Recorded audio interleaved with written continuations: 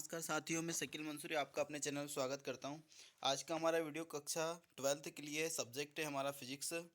जो सेकंड वाला जो चैप्टर है हमारा स्थिर विद्युत एवं विभव तथा धारिता है। इसमें जो क्वेश्चन बैंक में इस बार जो ऑब्जेक्टिव दिए हैं, जो विमर्श पोर्टल से जो जारी किया गया है अध्याय 2 का, वो इस प्रकार से है।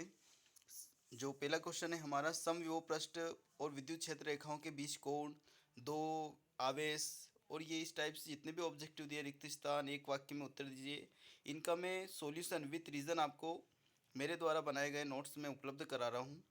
तो ये जो फर्स्ट वाला जो क्वेश्चन है हमारा, वो स्थिर विद्युत विभव द्वारा विभव तथा धारिता में जो पहला प्रश्न है, समविभव पृष्ठ और विद्युत क्षेत्र रेखाएं के बीच कोण होता है।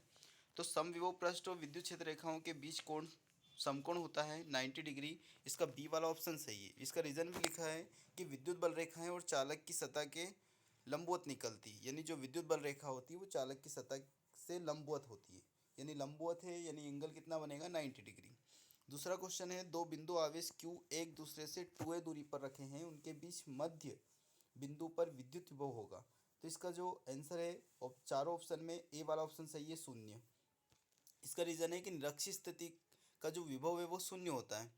इसके बाद जो क्वेश्चन नंबर 3 है, 10 कूलाम आवेश देने से किसी चालक के विभव में वोल्ट की वृद्धि होती है, तो चालक 2 वोल्ट की वृद्धि होती है, तो चालक की धारिता। तो इसका जो आंसर आएगा ए वाला ऑप्शन इसका सही है, 5 फेरड।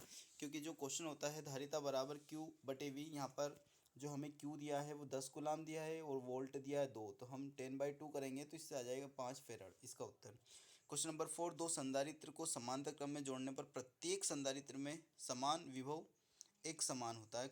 इसका ऑब्जेक्टिव सी वाला सही है, क्योंकि समांतर क्रम में जोड़ेंगे तो आपको देखो ये चित्र बनाकर बताया गया है, समांतर क्रम में जो विभव होता है वो एक समान होता है और श्रेणी क्रम में विभव अलग अलग होता है हर संधारित्र के बीच में, तो एक समान होगा, सी वाला इसका सही है। क्वेश्चन नंबर 5 है, समान धारिता के दो संधारित्र पहले समांतर क्रम में तथा फिर श्रेणी क्रम में जोड़े गए, तो दोनों स्थितियों में परिणामी धारिता का अनुपात। तो यहाँ पर C1 बराबर C2, क्योंकि समान धारिता के दो संधारित्र है तो श्रेणी क्रम में जोड़ेंगे तो 1/C प्लस 1/C, दोनों का सम करेंगे तो ये हो जाएगी 2/C। अब 2/C इसको फिर समांतर क्रम में जोड़ेंगे तो C प्लस C, तो 2C हो जाएगा। तो इसका जो आंसर है, अगर इनका रेशो निकालेंगे तो हो जाएगा 4:1। जैसे कि ये समांतर क्रम धारिता है, ये 2C और श्रेणी क्रम में हमने निकाला था C/2। अब इनका रेशो निकालेंगे 2C/C, और इसके बाद C/2 का रेशो निकालेंगे, C से C कट जाएगा, 2 ऊपर चला जाएगा तो 4:1 होएगा इसका आंसर। क्वेश्चन नंबर 5, आवेश 20 माइक्रोकुलाम से 5 मीटर दूर स्थित बिंदु पर विभव का मान ज्ञात कीजिए। तो ये जो हमें दिया इसका चारों ऑप्शन में बी वाला सही है, 3.6 × 10⁻³ वोल्ट। इसका जो सॉल्यूशन है, क्यू हमें दिया 2.0 माइक्रोकुलाम, तो यहाँ से हम कुलाम में कन्वर्ट करेंगे इसको तो 10⁻⁻6 का मल्टीप्लाई हो जाएगा। और जो दूरी है आर बराबर 5 मीटर दी है, वोल्ट का विभवांतर का सूत्र है, हमें पता है कि 1/4πε0 Q बटे आर होता है। यहाँ पर 1/4πε की वैल्यू रख दी, 9 × 10⁹, इसको सोल्व किया तो इसका आंसर आया 3.6 × 10⁻³ वोल्ट। अब आते हैं प्रश्न क्रमांक 2 पर। 1 फेरड, तो 1 फेरड का जो रिक्त स्थान में पूछा है, 1 फेरड बराबर होता है 10⁻12 स्थित फेरड। जूल बराबर होता है coulomb into volt. Question number 3, एक शब्द एक वाक्य में उत्तर दीजिए। समांतर प्लेट संधारित्र की प्लेटों के बीच की दूरी बढ़ाने पर उसकी धारिता पर क्या प्रभाव पड़ेगा।